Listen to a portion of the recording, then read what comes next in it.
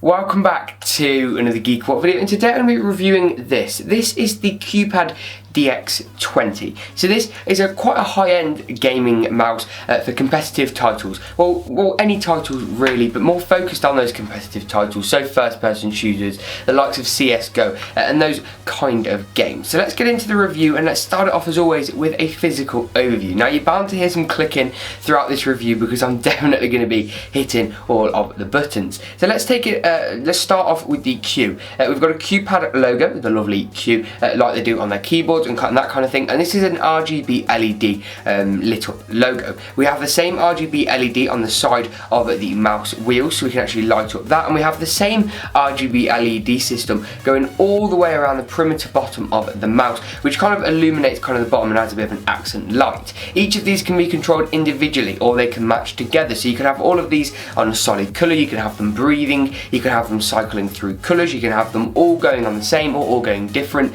You can literally do whatever you want. We've then got two buttons at the top and two buttons on the side. Now this is an ambidextrous mouse, but the buttons on the side, meaning you can use it with two hands, the buttons on the side for forward and backwards are actually on the left hand side, which is definitely suited to a right-handed mouse user. So whilst this is an ambidextrous mouse, the chances are if you're left-handed, unless you want to get used to pressing something on the wrong side, then the chances are you're not going to be able to use those buttons. But not to worry, because we have a DPI increase and decrease button on the top, and all four buttons of these, the DPI increase and decrease and the forward and back buttons, can all be reprogrammed to whatever you want.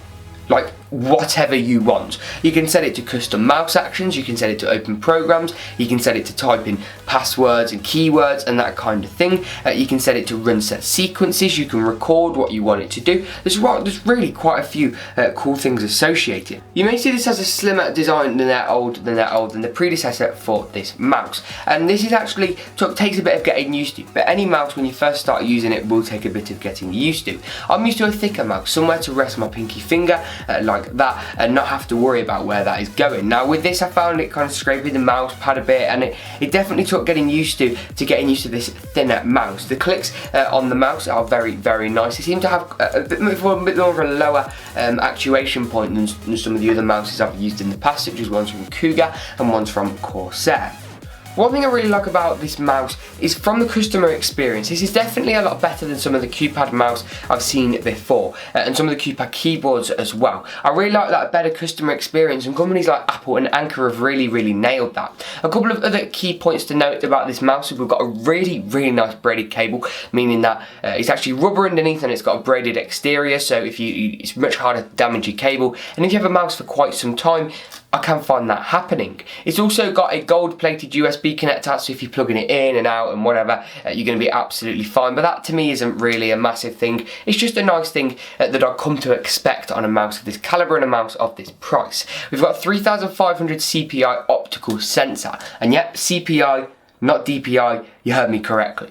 Now this sensor is actually a really nice sensor. It's great to have a nice sensor on a mouse, because you can say, oh, it does 2000 DPI, 3000 DPI, but if the sensor's not up to scratch, then you can have all the DPI in the world, but it's ultimately the sensor that's going to be tracking those mouse movements. It's also got 128 gigabytes of onboard storage, meaning you've got no drivers are required to use the mouse, and it stores your profile for your RGB LED and that kind of thing. The storage isn't significant, but it's a nice feature to have, which means we also have a processor inside of the mouse. And the processor is the ARM Cortex M3. Now for mice, I can't really talk about the processor too much because I don't really know about the processor too much, but it's nice to have the mouse not need any drivers and that kind of thing. But more importantly, is it comfortable? Yes. It took some getting used to for me by far, because I just wasn't quite used to it, and I've gone from a bigger mouse to a smaller mouse, but now I am more than used to it. The RGB LED effects are really cool. Something like Corsair's link across the keyboard and the mouse would be really nice to see